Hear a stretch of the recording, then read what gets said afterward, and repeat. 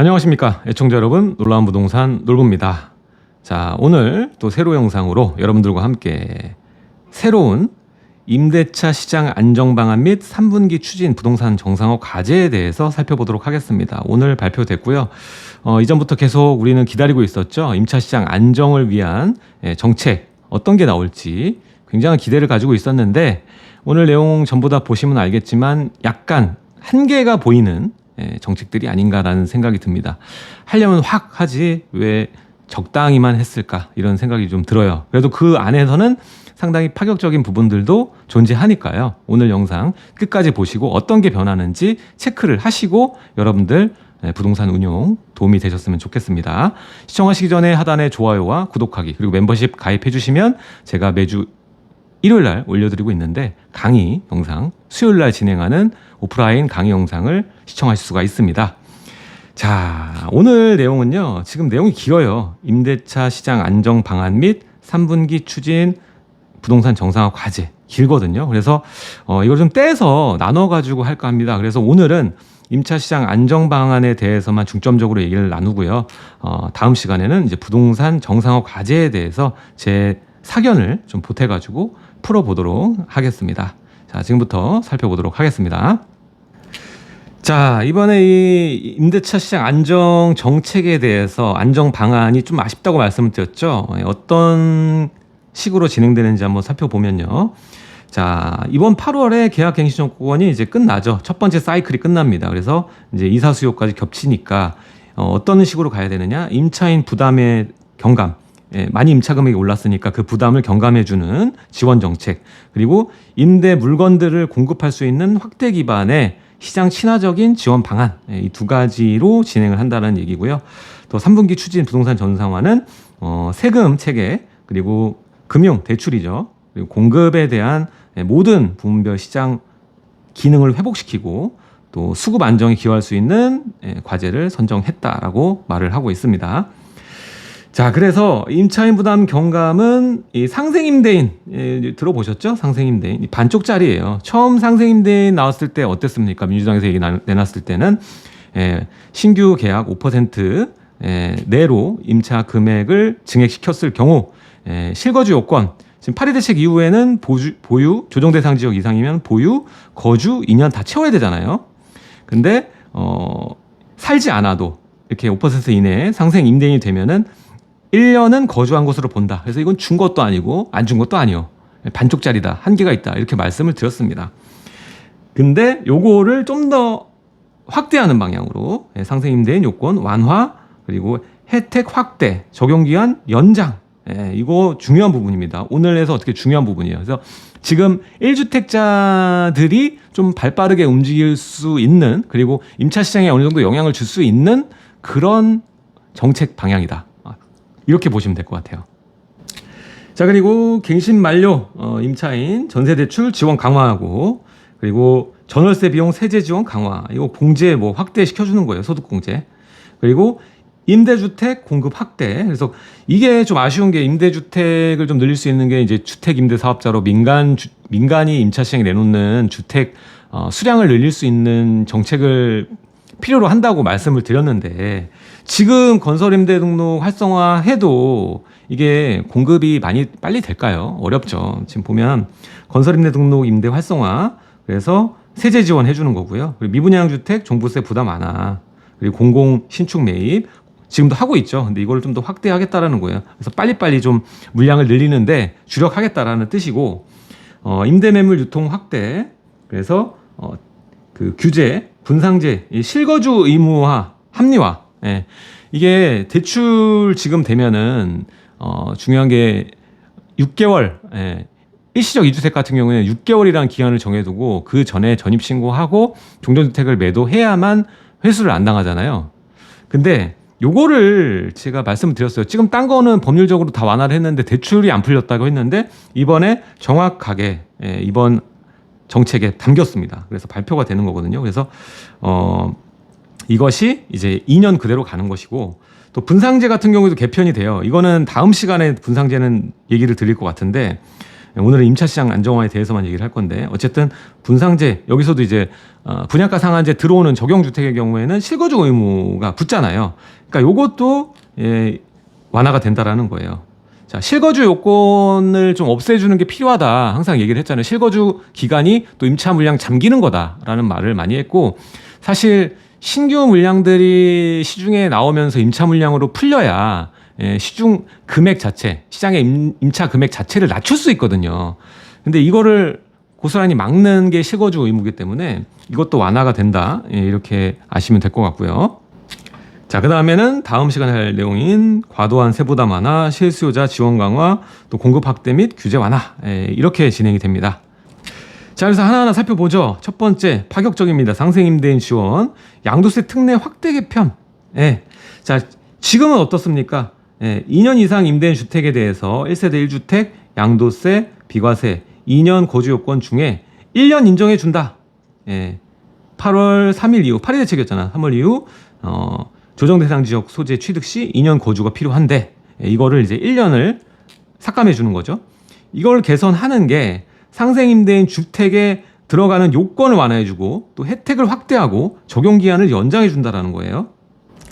자, 그래서 상생임대 보면은 직전 계약 대비 임대료를 5% 이내로 인상한 신규나 갱신 계약 체결 임대인입니다. 자, 이게 이제 요건이 있거든요. 임대 개시 시점 1세대 1주택자여야 되고 9억 원, 기준 시가 9억 이하의 주택. 그러니까 이게 한계가 있었지 않습니까? 한계가 있다는 얘기가 있었는데 이게 없어지는 거예요. 그래서 어느 정도냐 보면 임대 개시 시점에 다주택자여도 되고요. 향후 1주택자 전환 계획이 있는 임대인에게도 혜택이 적용이 되는 겁니다. 자, 보면 지금 다주택자도 상생임대인을 과연 활용해서 할까? 이게 참 한계거든요. 지금 1주택자에 한정된 물건들만 여기에 상생임대인 파격적이다라고 볼 수가 있는 것인데, 자, 일단은 이제는 기존에는 1년 인정해 주는 게 이제 2년 실거주 요건이 그냥 없어지는 거예요. 그래서 2년 갱신만 5% 이내로 해주게 되면 그러면은 이제 실거주 요건이 사라지는 겁니다. 그래서 1주택자로 계신 분들 같은 경우에는 이제 본인이 입주를 해야 되는 상황이 있는 분들이 있을 거예요, 지금. 임차인들에게 얘기해서 제가 입주를 해야 됩니다. 실거주 요건 채워야 돼서요. 이런 분들 굉장히 여러분들 연락 많이 받으셨을 텐데 이제 5% 이내로 하면은 본인이 굳이 이사비를 내고 뭐 하면서 할 수가 없는 거죠. 그래서 여기서 어떤 일이 발생하느냐? 이제 임대인들은 자, 실거주 2년을 채울 거냐 이걸로 아니면 전세금을 대폭 올리느냐 월세를 받느냐 뭐 여기에서 이제 선택하게 되겠죠. 그래서 이거는 제가 봤을 때 한계가 있습니다. 그래서 1주택자로서 지금 본인이 거주하는 주택에 계속 거주를 하는 게 좋은 분들 실리를 따지겠죠. 실리적으로 봤을 때 내가 아이가 있고 하니까는 다시 내가 본 주택으로 들어가는 것보단 여기 사는 게 낫겠다. 그냥 상생 임대인 하지 뭐라고 생각하는 분들에게만 적용이 될 거예요. 그리고 또 하나의 케이스 뭐냐. 자, 지금 다주택자인데 나중에 결국 이 주택에 들어가긴 하겠습니다만 그때 이제 실거주 요건 2년을 추가해가지고 채우면 어떻게 됩니까? 지금이 현재 1주택이라고 해도 40, 40이죠. 그래서 보유, 거주 이렇게 맞춰져 있지 않습니까? 그러니까 이 2년이라는 게 좀 크기 때문에 어차피 임대 줄 거 상생 임대인으로 내 본주택이 될 나중에 1주택이 될 주택을 미리 기간을 적립해 놓는 거예요.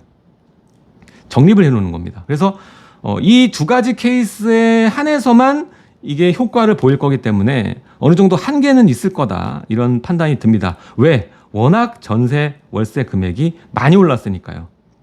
많이 올랐습니다. 전세도 50% 이상 올랐고 월세도 지금 폭주했죠. 이런 상황이기 때문에 이 2년을 채운다고 그 하나만으로 이거를 포기하느냐라고 봤을 때 그렇지 않을 수요도 상당히 많을 거라는 겁니다. 자, 그리고 자연스럽게 따라오는 거는 장특공제. 이것도 당연히 이제 거주 요건이 면제가 되고요. 중요한 건 또 기간이죠. 자, 이게 상생임대인을 쓸 수 있는 게 24년 12월 31일까지입니다. 깁니다. 그리고 적용해 주는 거는 이게 21년 작년에 된 거잖아요. 작년 최초 시행일 이후 임대분부터는 전부 적용이 됩니다. 상생임대인이. 전에 상생임대인 그러니까 5%로 하신 분들은 지금 무조건 이제 2년이라고 보시면 되는 거예요. 이게 이득이 되는 거기 때문에 이거는 손해보는 정책 규제가 아니라 완화책이기 때문에 소급 적용이 됩니다. 그래서 지금 상생임대인 적용되시는 분 같은 경우에는 1년이 아니라 2년 거주한 것으로 된 거예요, 지금. 그러니까 파격적이라고 얘기를 하는 겁니다. 자, 그리고 두 번째 이제 금융적인 부분인데 갱신 만료 임차인 지원, 갱신 만료 서민 임차인 대상 전세대출 지원 강화. 그래서 지금 버팀목 전세대출 통해서 저리융자 지원 중 하고 있죠. 근데 이게 1년간 갱신 계약이 만료되는 임차인을 대상으로 해서 보증금하고 대출 한도를 늘리겠다라는 거예요. 그래서 밑에 나와 있죠. 수도권하고 지방. 그래서 보증금 한도를 대출 한도를 또 늘려주는 겁니다. 그래서 4억 5천까지 대출 한도는 1억 8천, 지방은 2억 5천 보증금에 1억 2천까지 이렇게 완화가 되는 거예요. 자, 조건은 만 19세에서 34세, 연소득 5천만 원 무주택자, 부부 합산 순자산이 이제 3억 2,500이 안 되셔야 되고요. 보증금 한도가 이렇게 늘어난 겁니다. 지금 지원 요건은 그대로인데 이게 늘어난 거예요. 보증금하고 대출 한도가. 그래서 이건 언제 되느냐? 8월 1일부터 적용이 되게 되어 있습니다. 8월이 이제 임대차 풀리기 시작하는 달이죠.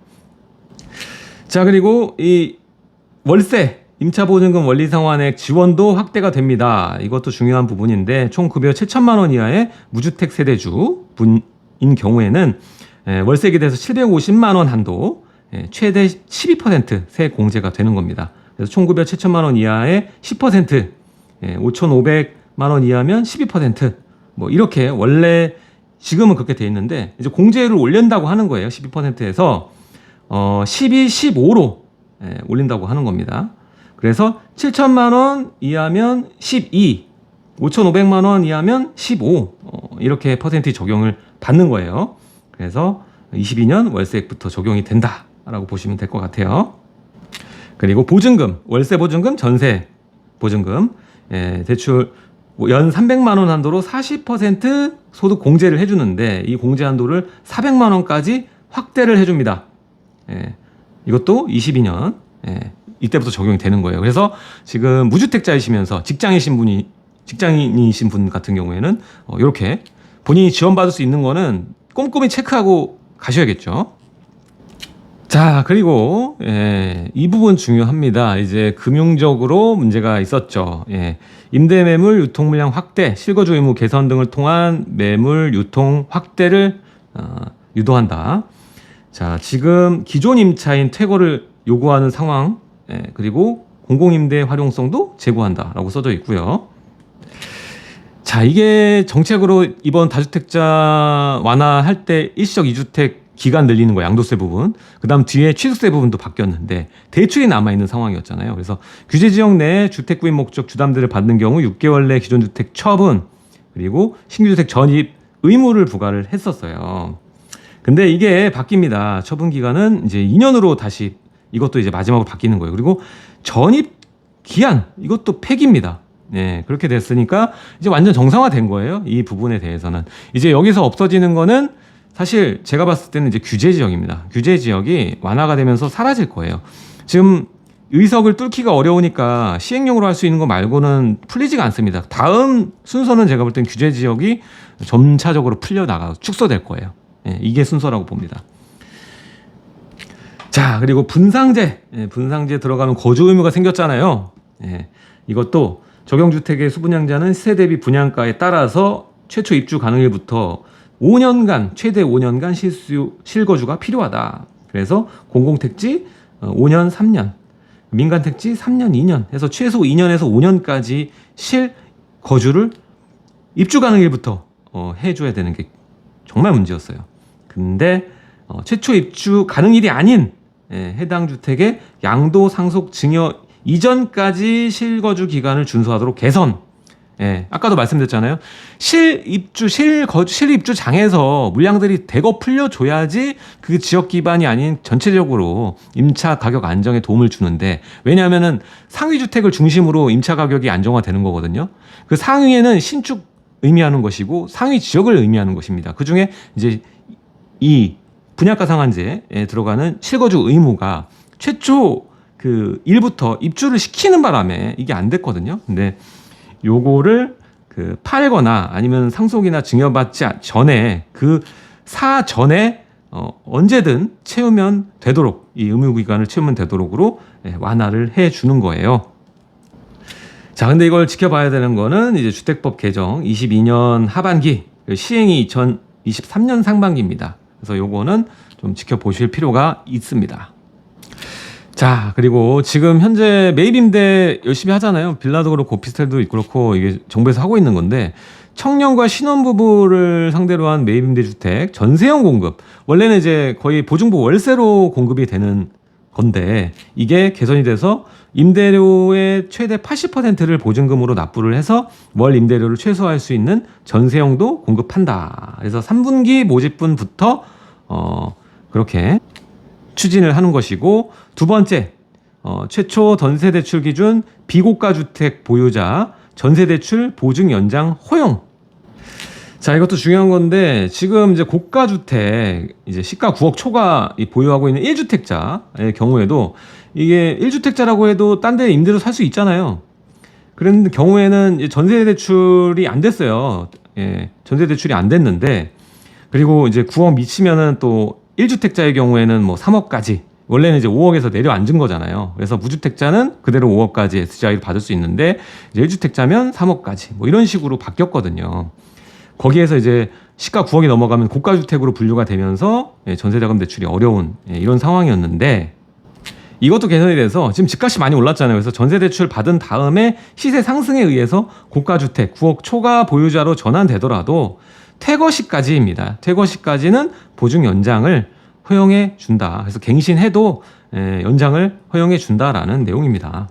자, 그리고 마지막 생활 안정자금 목적 주담대 한도 단계적 완화. 지금은 이제 생활 안정자금 목적으로 연 한도 연 1억으로 제한되어 있잖아요. 주택담보 한도가.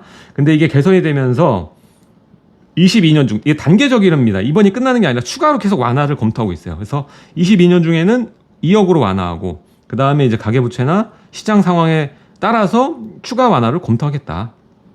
이렇게 나옵니다. 그래서 이게 22년 3, 4분기 이때 이제 조치가 될 예정으로 발표가 되었어요. 자, 그리고 임대차 3법, 이게 문제인데 이게 조정이 이번에도 이제 내용이 나오지가 않았어요. 이거는 이제 조율이 많이 필요한 부분이기 때문에 안 나왔고, 요거는 시장 혼선 최소화 뭐 이런 여러 가지 기타 따라서 관계부처 협의해서 국민적 공감대 기반으로 해서 입법 추진을 검토한다. 그래서 국회를 통과해야 되는 부분이기 때문에 이거는 진짜 좀 지금 반대를 너무나 하고 있기 때문에 임대차 3법은 건드리지 말라는 식이기 때문에 지금 할 수 있는 최대한도로는 나오긴 했어요. 근데 한 가지 이제 아쉬운 거는 주택임대사업자 주임사의 혜택이 왜 빠졌는지 저는 이해가 가지 않습니다. 이번엔 나올 거라고 저는 예상했었는데 안 나와서 참 안타깝고요. 그리고 상생임대인 제도가 어떻게 보면은 완화, 확대된 게 좀 나름대로 파격적으로 생각해서 할 텐데 이게 굉장히 한계가 있다라는 거를 좀 알았으면 좋겠어요. 정부 측에서도 한계가 있다. 이제 1주택자인 경우에 본인이 사는 주택에서 계속 거주해야 될 경우, 그런 경우가 아니라면 사실 어렵다는 거. 그리고 다주택자 같은 경우에도 사실 인상시키는 게 더 메리트가 클 거라는 거. 그리고 2주택자가 이제 1주택자를 앞두고 본인의 최종 1주택이 될 수 있는 주택의 실거주 요건을 채우는데 주안점을 두고 이 상생임대인 제도를 적용하면서 5% 이내로 증액을 한다. 이 케이스가 과연 많겠습니까? 얘기를 하면서도 사실 거의 이런 케이스는 없지 않을까. 보증금 더 늘리고 자본을 활용하는 게 더 이득이 될 텐데 좀 한계가 있다 이렇게 보고요. 분상제 같은 경우에 실입주를 초기에 안 해도 된다라는 거는 굉장히 시장 합리적인 것 같아요. 합리적인 것 같습니다. 그래서 지금 실제로 입주장 와가지고 이 잔금 어떻게 치나 지금 대출도 안 되는데 난리 났다 이런 뉴스들 많이 보셨을 거예요. 근데 이제 한시름이 좀 덜어진 거죠. 그런 케이스에서는. 그리고 임차 시장 안정화에도 좀 도움이 될 거고요. 그래서 시장 정상화에 가는 길이 이렇게 힘들고 험난하다는 거를 오늘 다시 한번 느끼면서 오늘의 그 첫 번째 파트죠. 첫 번째 파트 임차 시장 안정 방안에 대해서 살펴봤습니다. 벌써 20분 지났는데요. 하단에 좋아요와 구독하기 꼭 눌러주시고요. 다음 시간에는 또 여러 가지 부동산 시장 정상화에 대한 정책들도 마저 살펴보도록 하겠습니다. 지금까지 놀라운 부동산 놀부였고요. 하단에 고정 댓글 누르시면 카톡방 그리고 멤버십 가입하시면서 제 강의도 신청 가능하시니까 많은 참여 부탁드리겠습니다. 지금까지 놀라운 부동산 놀부였습니다. 감사합니다.